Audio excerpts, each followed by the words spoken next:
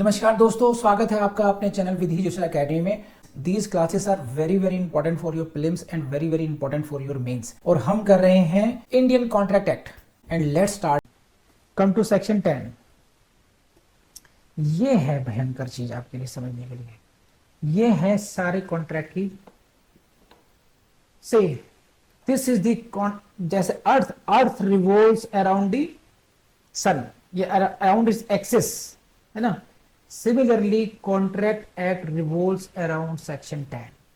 Section 10 is the axis of the Contract Act. Whole of the Contract Act revolves around this. ठीक है? This is the value of Section 10. Section 10.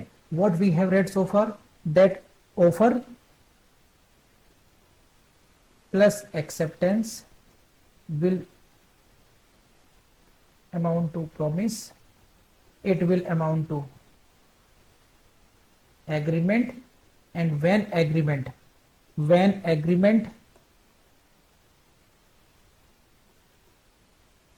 मैंने बनाया हुआ है क्या?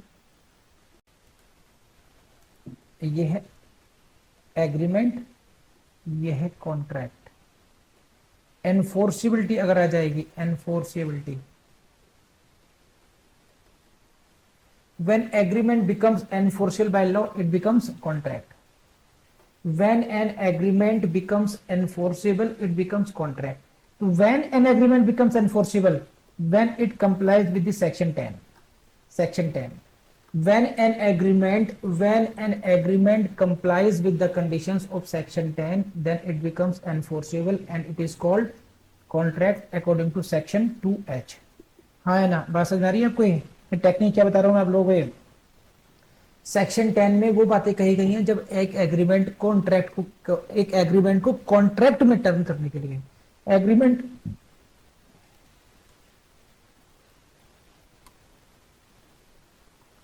देखिए, इसकी डेफिनेशन समझिए। This is the heading of this section 10। What agreements are contracts? What agreements are contracts? The answer is those who comply section 10। ये बात समझ में आई नहीं आई? बताइए बस।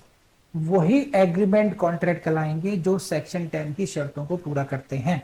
अब मुझे इतनी बात समझा दीजिए। आई बात समझ में नहीं आई जसलीन वालिया मैडम? अब आगे समझिए। Now you will have to see what are the conditions of section 10। अब ये आपको तोते की तरह रटे होने चाहिए, बिल्कुल तोते की तरह से। All agreements are contracts. All agreements are contract. It means when an agreement is contract, what if they are made by the free consent of the party. This is the first requirement, free consent of the parties. दूसरी बात, competent. मैं आपको screen पढ़ाता हूं, screen पे जरा लिखिए, देखिए कौन कौन सी बातें हैं। If they are made by the free consent number 1 of the parties, कैसी? Competent to contract. This is second requirement. It means parties must be competent to contract. Third, for lawful consideration. Lawful consideration कहां पर की थी? Defined थी। The consideration was defined under section 2D। Section 2D defined the concentration, and then section 23 will define what is lawful consideration. Section 23, and then lawful object. What is lawful object? Again section 23, and not hereby expressly declared to be void. So these are the 1, 2, 3, 4 and 5. These are the 5 essential conditions which you must know.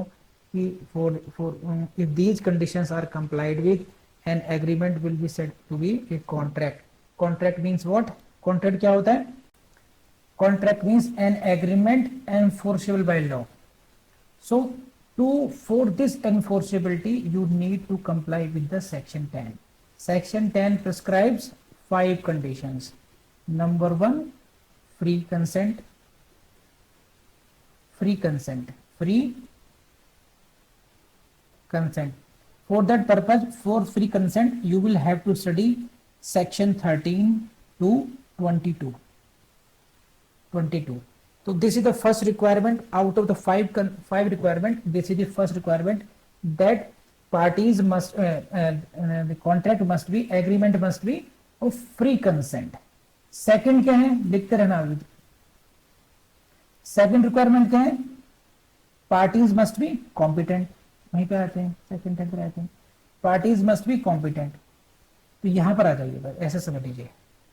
All agreements are contract, all agreements are contract if they are made by free consent. Number one, or free consent of whom? Of the parties. कैसी? Of the competent to contract.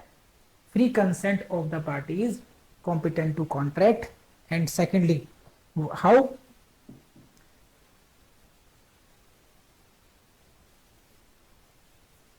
For a lawful consideration, section 2D 23, with a lawful object 23, and not hereby expressly declared to avoid. This is all about section 10. अगर ये याद कर लिया आप लोगों ने तो समझो पूरा का पूरा कॉन्ट्रैक्ट याद आ गया.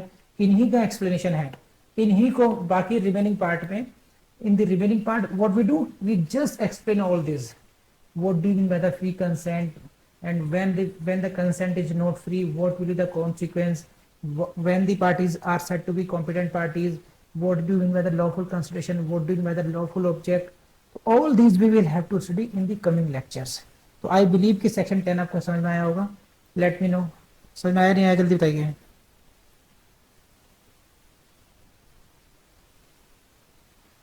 No, come to the next part. nothing herein ऐसा नहीं, nothing herein contained shall affect any law in force in India, not hereby expressly repealed, by which any contract is required to be in writing or in presence of witnesses, or any law relating to the registration of documents. ये क्या क्या डाला, ये समझिए. अभी तक की जो रिक्वायरमेंट है, अभी तक की सेक्शन 10 की रिक्वायरमेंट क्या थी, सेक्शन 10 की रिक्वायरमेंट क्या थी, सेक्शन 10 ने ये 5 रिक्वायरमेंट बताई. It must be made by the free consent of the parties competent to contract for the lawful consideration with the lawful object, and not here bye expressly declared to be void. Void घोषित नहीं किया गया हो, है ना. Void घोषित करने के लिए कहां पर है, सेक्शन 25 से 30, सेक्शन 25 से 30 तक उसको वॉइड घोषित नहीं किया गया हो. ये 5 शर्तें हैं. कह रहे इससे अतिरिक्त अगर किसी लॉ में अगर कोई लॉ है ना, if there is law in force in India, क्या, any law in force in India, कैसा, not here bye expressly repealed, which is not repealed so far. So there in any law, and that law says this contract must be in writing, because it is not the requirement of section 10. It is not the requirement of section 10 that it should be in writing. But if some any other law requires that it should be in writing, or it should be made in the presence of witnesses, or it must be registered, then that special law, that special requirement will prevail over the general law. Section 10 or the Contract Act is what, a general law, what is required for a valid contract. If some contract, if in this Transfer Property Act says that it must be registered, then the contract must be registered for that purposes. So this is a general, in general 5 requirements. If some other law prescribes any other special requirement like writing, presence of witnesses attested, or registration, then that law shall prevail. This is again the question of your prelims. कर लेंगे आप लोग, है ना. बस, तो this is section 10, है ना. जल्दी बताइए दोस्तों. एक एजुकेशन एक ऐसी चीज है, ज्ञान एक ऐसी चीज है, जो जितना पढ़ाओगे, जितना शेयर करोगे, उतना बढ़ेगा. तो आपकी शेयरिंग में भी आपको दुआएं मिलेंगी. हो सकता है किसी स्टूडेंट का आपके थ्रू भला हो जाए.